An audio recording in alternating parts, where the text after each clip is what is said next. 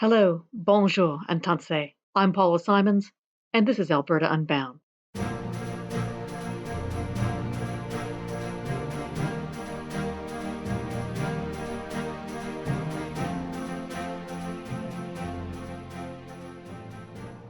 Back on March 5th, in a time when gathering in groups didn't seem dangerous or subversive, I convened a panel of thoughtful Albertans to discuss Alberta identity, Alberta alienation, the way we define ourselves as a province, and the future we want to create together.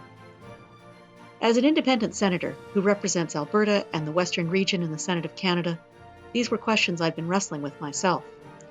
So I invited 5 insightful Albertans with very diverse philosophies, politics, and cultural perspectives to tackle these issues in front of a live audience at the ATB Financial Arts Barns in Edmonton's Old Strathcona Theatre District.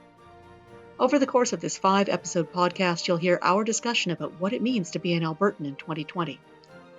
We recorded this event while COVID-19 still seemed a distant threat and before oil prices hit negative numbers.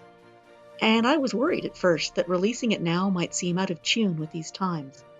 But as I listened back to each episode, I realized that this discussion is actually more timely and more urgent than ever, because we need to figure out who we are as Albertans and what we want our province to be as we try to rebuild and redefine ourselves in the wake of the coronavirus crisis. These are the questions we all need to be asking as we pick up the pieces and work to put our communities back together. The panelists you'll hear in this podcast series are Dr. Jared Wesley, a professor of political science from the University of Alberta; Shannon Stubbs, the Conservative MP for the riding of Lakeland, northeast of Edmonton; Dr. Diana Steinhauer, the president of Yellowhead Tribal College, who is an elder with the Saddle Lake Cree Nation in Treaty 6 territory; Omar Mouaellem, an award-winning journalist and author; and Doug Griffiths, a former Progressive Conservative MLA and cabinet minister, who is also a writer and economic consultant. Let's just say, I promise you a spirited conversation. We'll begin now with episode 1, Who Are You Calling an Albertan? I want to ask you if you define yourself as an Albertan, and what does being an Albertan mean to you? I don't. I think like a lot of people from Alberta who aren't from Alberta, we identify more closely with the places that we were born and raised. So I was socialized into thinking of myself as being Canadian. I'm from Treaty 1 territory in Manitoba. I come from a biracial family, so I don't have many of the ethnic identity elements that a lot of other people carry with them every day. So I think the closest I'll get to saying I'm an Albertan is that I'm a Western Canadian. But I also think that growing up next to Winnipeg and watching the Edmonton Oilers beat us in every playoff series made being an Albertan that much more difficult. But my daughters will probably grow up to identify as Albertan. All right, Shannon? That's very interesting. Yes, without a doubt, I do deeply and strongly self-identify as an Albertan. But I can tell you the worldview from which I approach that, it's as a first-generation Albertan, with a father and his family from Nova Scotia, with a deceased mother and her family from Newfoundland, with a stepmom and all her family from Ontario and Quebec, and who was born and raised on a farm in the rural area that now I represent, along with my husband, who comes from, though, a multi-generational, more than 110 years of Albertans. So, I very much self-identify with my provincial membership, and I hope that we can get into some of these characteristics throughout the evening, but I would say that there is a binding quality for Albertans and Albertans by choice, and it is around, risk-taking, innovative, adventurous, ambitious, aspirational, imaginative, self-reliance, frankly brave people who have come and built our province all together in a relatively young life within our diverse federation. And Diana, what about you as a First Nations person? Do you identify as an Albertan? Nigana naskama mamo tangmao, na naskama na nutskami agisigak, kitatam skat na wow, kakyo na wagamagantik. Nimiwaitin kawapamitiguk. I want to first acknowledge the Creator in giving us this beautiful day, and acknowledge and state, as though I'm shaking hands with each one of you, that I'm happy that you are here. I also want to acknowledge the territory of the Papas people, whose lands that we occupy at the moment and that we're privileged to sit together and discuss this topic together. And in answer to that question, I am a member of a distinct, legally binding distinct separate nation that negotiated distinct legally binding political and economic agreements in the form of treaties that are still in force and effect today. So my ancestry predates Alberta. Alberta became a province as a result of the treaties, and the treaties were not land surrenders. We are still underlying title holders to all the lands that Alberta claims, and the NRTA Act is basically, was never consented to by our nations, and therefore we are identified within the NRTA as subject to other interests. And Alberta has, therefore, administrative control over lands, and we have never given our consent. So I just want to put that out there, as that's who I am, and that's my position in terms of Alberta. So I predate Alberta, and as a result of those treaties, allowed for settlement and immigration on our lands because we shared these lands. They weren't sold under treaties. So I just want to clarify that. Thank you for the question. All right. And Omar. Yeah, I mean, I grew up in Slave Lake, or I was born in Slave Lake, grew up in High Prairie, and save for 3 of my 34 years, I've lived in Alberta. I, flirted briefly with Vancouver, but that wasn't, it was never going to work out between us. So yeah, I mean, I do, but I used to kind of shy away from that a little bit because I felt like I didn't really fit in with the, I don't know if we want to call it like the Alberta stereotypes, or just sort of the immediate image that people have of Albertans, or even the image that the characteristic that I conjured when I thought of Albertans. And maybe there's a little bit of shame as well, in addition to that, not feeling like I didn't quite fit in. But now I kind of want to reclaim it. I want people to know that I'm Albertan. I'm very proud of that, because I think that people have this idea of who Albertans are, what they stand for, what their values are. I'm talking about people outside of this province, but people within it as well. And I usually don't share a lot of those stereotypical values, and I want people to know that an Albertan can kind of defy their stereotypes. So yes, very Albertan. And Doug. I'd have to say that it's evolved for me. I mean, I grew up in rural Alberta in a small town, and I have to admit, I grew up with this chip on my shoulder that I was a rural Albertan, which made me different from everybody else, because we were hardworking and independent and entrepreneurial, and we were kind and neighborly, and we supported each other.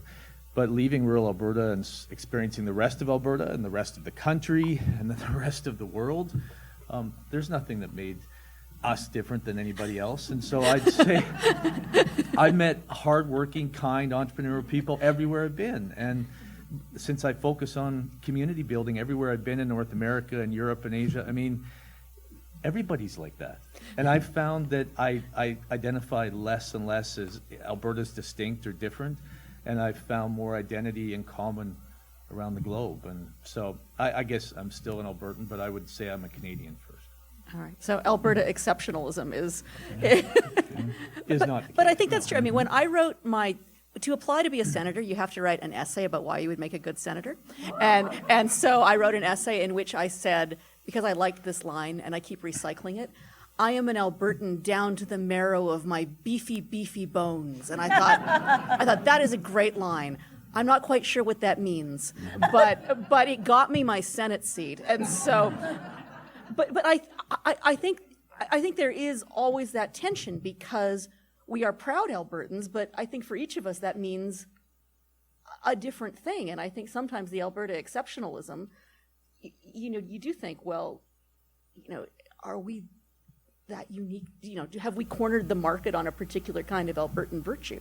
And so I want to turn to Jared, because you have spent the last few months speaking to all kinds of Albertans, the severely normal Albertans that Premier Klein liked to invoke, and so also probably some severely abnormal Albertans. So, I mean, what have you found about what Albertans believe, not just about themselves, but what they think their neighbors think Albertans are?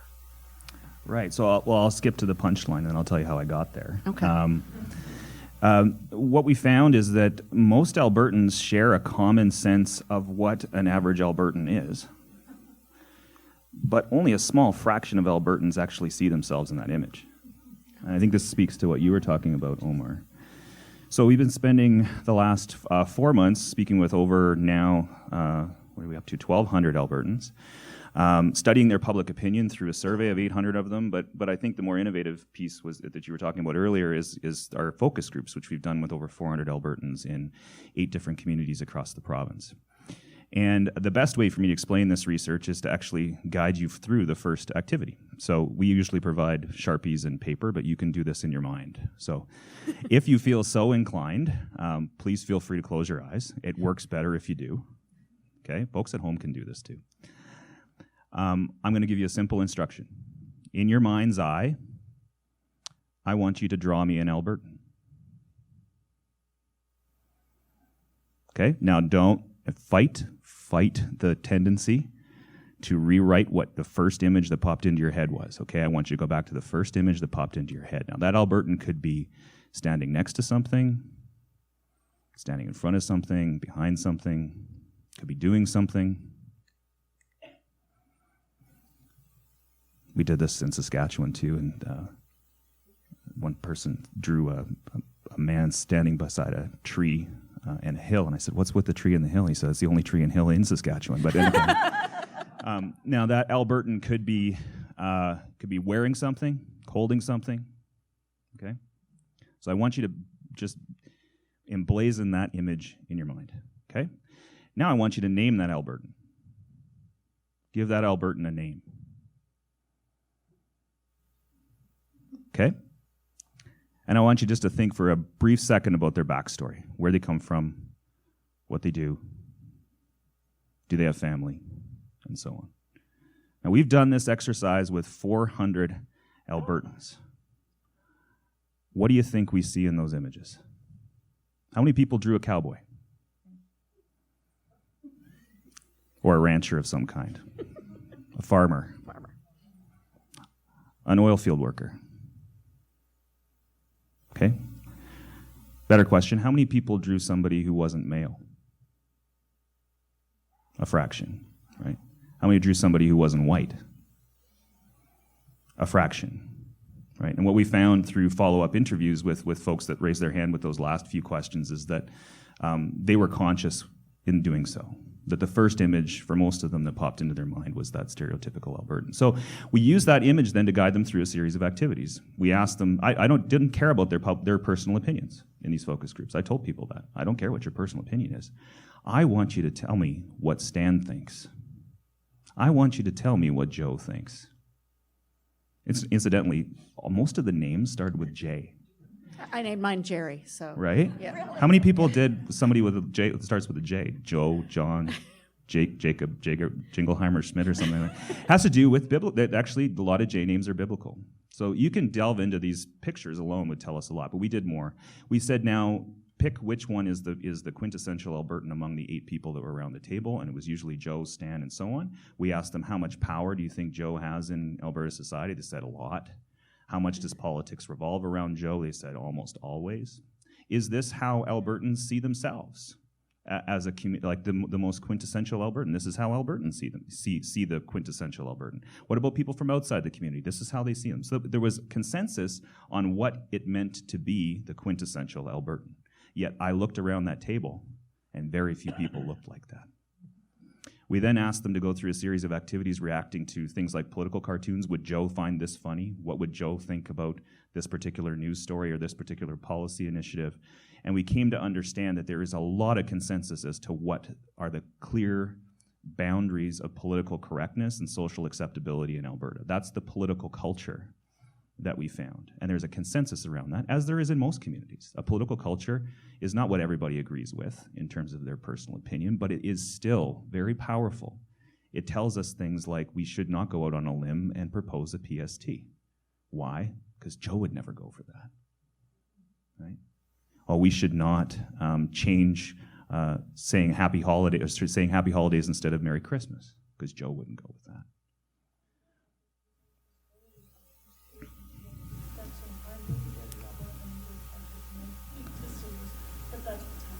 Right.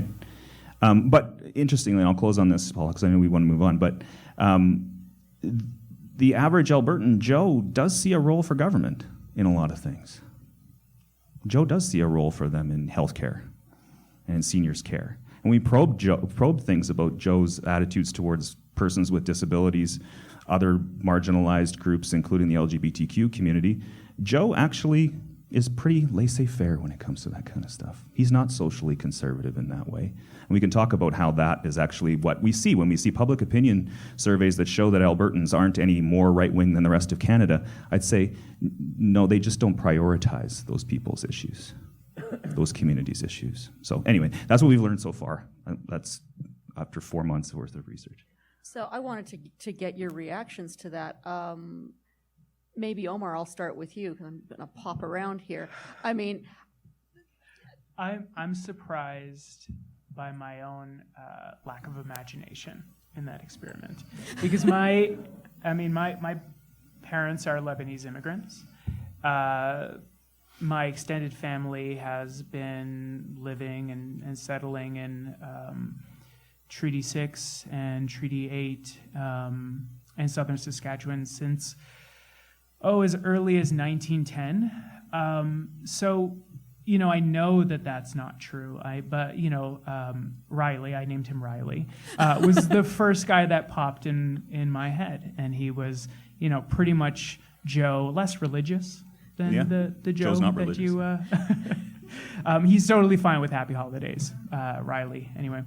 I'm surprised by the fact that, I grew up in an environment where a lot of the people, almost all the people that were closest to me, did not look or sound like Joe, and yet, and there were dozens of them all around me, and yet when I think of an Albertan, I don't think of the people on my own family tree and my own ethnic community. yeah, and what does that say? That, my family, on the Jewish side of my family, they've been here for, since the early 1900s. But do Jewish people, are those real Albertans? It's interesting because when people think of an Albertan, they don't think of a Muslim, they don't think of a Jew, they don't think of a Sikh, and sadly, a lot of the time they don't think of an Indigenous person, even though they got here first. Mm-hmm. Yeah, the question, I think, of this panel is, what is Alberta culture? How do we define it? And I'm not sure if there is an Alberta culture. As Doug was saying, what we think of as Alberta values are maybe just attitudes that are universal but maybe more prevalent here. But if anything, I think there's an Alberta mythology. There's an Alberta story that we tell ourselves, that I tell myself, not actively, it's there, and I tell myself it every day, just sort of in the background.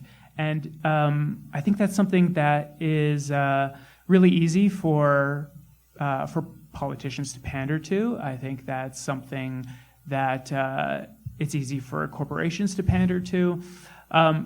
But it's really difficult for anyone to kind of break through that story, to unravel that story and tell a new one. Thank you so much for listening to Who Are You Calling an Albertan? Episode 1 of our podcast, Alberta Unbound. Thank you to panelists Jared Wesley, Shannon Stubbs, Diana Steinhauer, Omar Mouaellem, and Doug Griffiths. And thanks, too, to the standing room only Edmonton audience who joined us at the Art Barns, where we recorded this conversation on March 5th, 2020. You'll be able to hear the rest of our talk over the next 4 episodes. The Alberta Unbound podcast was edited and produced by Ame Charnalia, and the Alberta Unbound live event was produced by Cynthia Wagner, with thanks to the whole team at Fringe Theatre Adventures. I'm Senator Paula Simons. Thank you, merci, and hi hi.